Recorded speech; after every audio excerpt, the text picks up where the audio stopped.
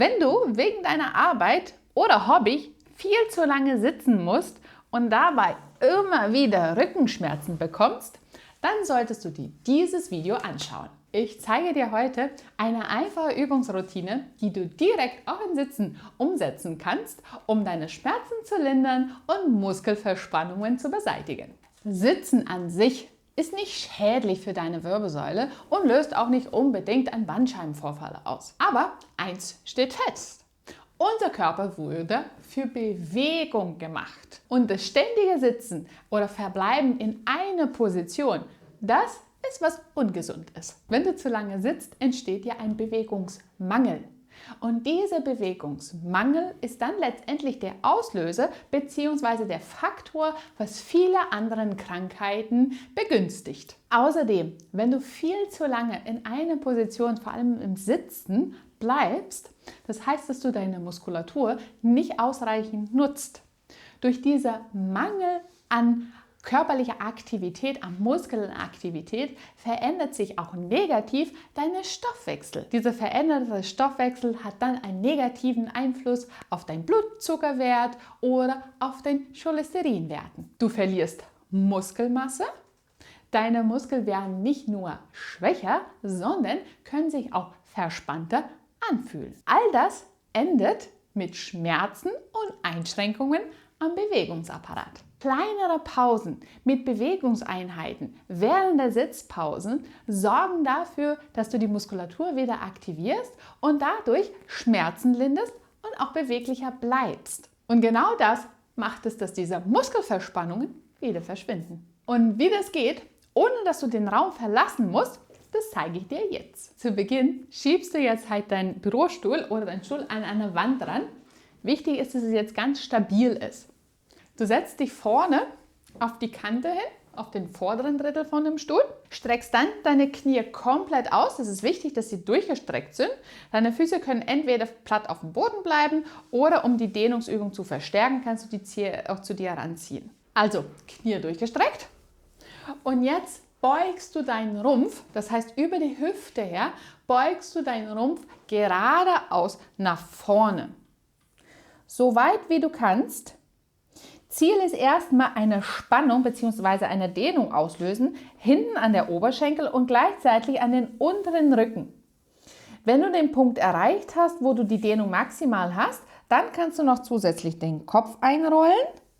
Halte deine Hände hinten deine Sprunggelenke und zieh die mit den Händen noch einen Tick weiter nach vorne. Ganz wichtig ist, die Knie bleiben durchgestreckt. Und jetzt gibst du so 20 kleine Impulse, um deinen Rumpf weiterhin nach vorne Richtung Oberschenkel zu beugen. Langsam in die Spannung reingehen, wieder loslassen. In die Spannung reingehen und wieder loslassen. Dann gleitest du mit deinen Händen wieder nach oben und kommst zu aufrechter Sitz wieder zurück. Die zweite Variante von der gleichen Übung, was ein bisschen anspruchsvoller ist, dass du das Gleiche an der Wand machst. Stell dir so ungefähr 30 cm von der Wand entfernt. Lass dein Gesäß jetzt halt an der Wand anlehnen.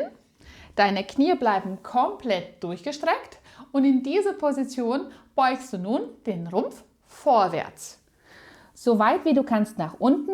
Mit deinen Händen greifst du hinter entweder der Wade, der Oberschenkel oder am Sprunggelenk, je nachdem wie weit du kommen kannst. Die Knie bleiben durchgestreckt und mit der Hand ziehst du deinen Rumpf weiter vorwärts.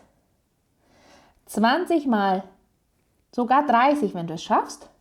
Langsam in die Spannung rein, die Spannung wieder los und wieder von vorne beginnen. Wenn du die 20 Wiederholungen durchgeführt hast, bring deine Hände vorne am Schienbein und gleite sie dann langsam nach oben, bis du zurück in die aufrechte Haltung bist. 2 Serien davon sollten das werden. Nun ist es Zeit zum Drehen. Vor allem die Drehbewegung der Wirbelsäule machen wir viel zu selten. Das endgradig dann schon mal gar nicht. Zurück zu der vorderen Drittel von deinem Stuhl. Deine Oberschenkel bzw. dein Gesäß ist gut platziert. Deine Knie sind leicht gebeugt. Als erstes platzierst du deinen Ellenbogen, in dem Fall links, auf dem Oberschenkel drauf, stützt deinen Rumpf dein Gewicht von dem Rumpf auf den Oberschenkel und jetzt mit der anderen Seite, Hand gestreckt, drehst du so weit wie du kannst nach oben weg. Wichtig ist, dass du nicht nur deinen Arm bewegst, sondern vor allem deinen Rumpf drehst. Wieder langsam nach unten kommen, um dann wieder zu wiederholen nach oben hin. Komplett drehen und wieder zurück. Wenn du Probleme hast mit der Schulter und die Bewegung nicht hinbekommst, weil die Schulter dir wehtut, kannst du genau das Gleiche machen, auch mit angewinkelter Ellenbogen. Das heißt, du bringst jetzt nun die Ellenbogen so weit wie du kannst nach hinten und dann wieder zurück. Dadurch, dass du mit einem kleineren Hebel arbeitest, ist es deutlich angenehm für die Schulter. Wichtig ist und bleibst, du drehst den Rumpf, um dann das Gleiche auch von der anderen Seite zu machen. Gestreckt und wieder nach oben hin. So weit wie du kannst und dann nach unten. Richtig schön vom Rumpf her die Bewegung holen, schön drehen, bis du dann wieder nach unten kommst. Deine Handfläche zeigt von dir weg und wieder zurück. 2 Serien, 12 bis 15 Wiederholungen werden dir ein gutes Gefühl für deinen Rücken geben. Eine Muskelgruppe, die viel leidet, wenn man zu viel sitzt, ist genau die Oberschenkel-hinteren Muskel, weil die nicht in die volle Dehnbarkeit reingehen können. Und genau dafür ist jetzt diese Übung. Also stell dich vor dem Stuhl, deine Beine sind hüftbreit auseinander, deine Knie sind komplett durchgestreckt. Und nun beugst du deinen Rumpf vorwärts und versuchst deine Hände auf der Sitzlehne von dem Stuhl abzulegen und deinen Kopf auch ablegen. Je näher du den Stuhlsitz jetzt halt rankommst, desto verstärkt wirst du dann auch die Dehnung spüren. Wichtig bei dieser Übung ist, dass du nicht mit dem Popo nach hinten abweist, sondern versuchst ganz bewusst die Knie durchzustrecken und die Hüfte nach vorne kommen zu lassen. Wenn dir in dieser Position es nicht ausreicht, um hier hinten an den Oberschenkel und Kniekehle eine Dehnung zu spüren, dann musst du dir nur was suchen, was etwas niedriger ist. Und du platzierst nochmal deine Unterarme oder nur die Handfläche so weit nach unten, bis du die Dehnung vermehrt in den hinteren Oberschenkel und Kniekehle spürst. Unten angekommen, beugst du noch weiter deinen Rumpf 20 Mal nach unten hin. Achte darauf, dass du mit dem Gesäß nicht nach hinten abweichst, sondern ganz gerade den Rumpf vorwärts beugst. Diese Übung ist besonders wirksam, wenn du ISG-Beschwerden hast bzw. Kreuzschmerzen hast. Kennst du jemanden, der Rückenschmerzen hat und viel sitzen muss? Dann schick ihm diesen Video, damit auch er seine Schmerzen lindern kann und weniger Beschwerden im Alltag hast. Was viel zu häufig vorkommt, ist, dass man den vorderen Anteil von dem Rumpf kaum dehnt. Vielmehr ist man ständig in dieser Position, wo diese Muskulatur überhaupt gar nicht in der volle Streckung reinkommt. Und genau dafür ist jetzt die nächste Übung. Wichtig ist, stell dir sicher, dass dein Stuhl oder der Schreibtisch nicht verschiebbar ist. Das heißt, es muss stabil auf einer Ecke stehen. Platziere deine Hände entweder an der Armlehne, wenn du einen Tisch hast, dann über den Tisch oder, je nachdem wie gut du trainiert bist, kann es auch der Sitzfläche sein. Hände abgelegt auf die Armstütze, Schulterblätter zusammen nach hinten gezogen und jetzt mit dem Rumpf ganz weit nach hinten. Achte darauf, dass du dein Becken auch bewusst ganz weit nach vorne in so eine Überstreckung reinbringst.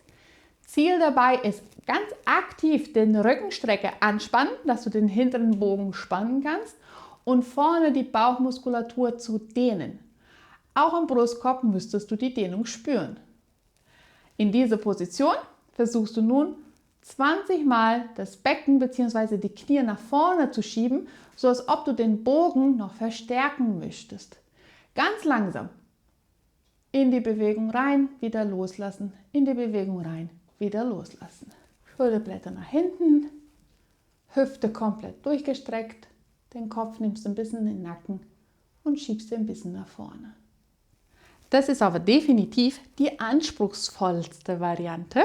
Falls deine Beweglichkeit noch nicht so weit ist, kannst du genau das Gleiche erzielen, indem du deine Hände hinten über den Beckenkamm platzierst, deine Schulterblätter wieder zusammen, deinen Ellenbogen gebeugt nah am Körper. Mit den Händen schiebst du dann dein Becken nach vorne und lässt dich sanft nach hinten fallen.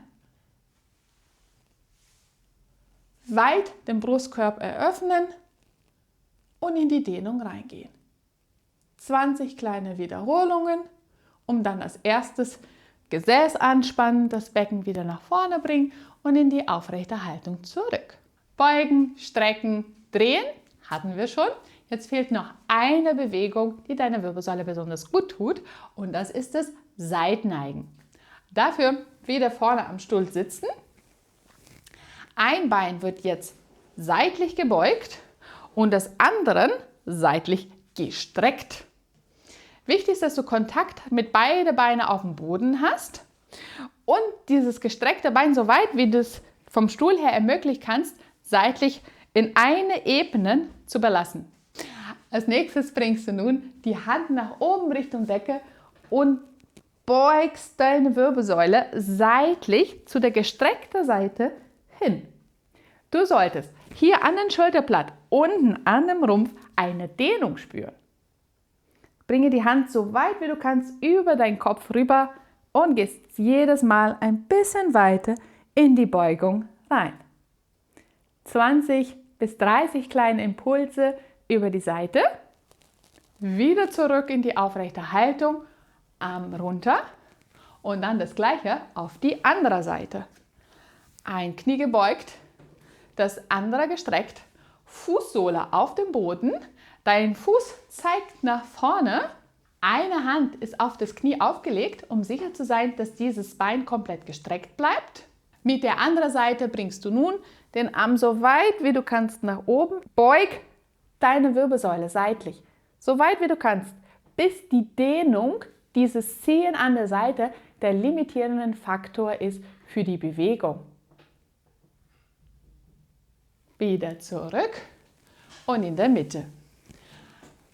Falls du Probleme hast mit der Schulter, wobei diese Übung genau das Richtige wäre, kannst du den Hebel von dem Arm einfach einen Tick reduzieren. Das heißt, du machst genau die gleiche Bewegung, aber nun mit gebeugten Ellenbogen und du schiebst den Ellenbogen so weit wie du kannst nach oben Richtung Decke, über den Kopf hinweg, aber vielmehr solltest du die Bewegung vom Rumpf her holen. Also seitlich immer weiter neigen. 25 bis 30 Wiederholungen sollen das werden.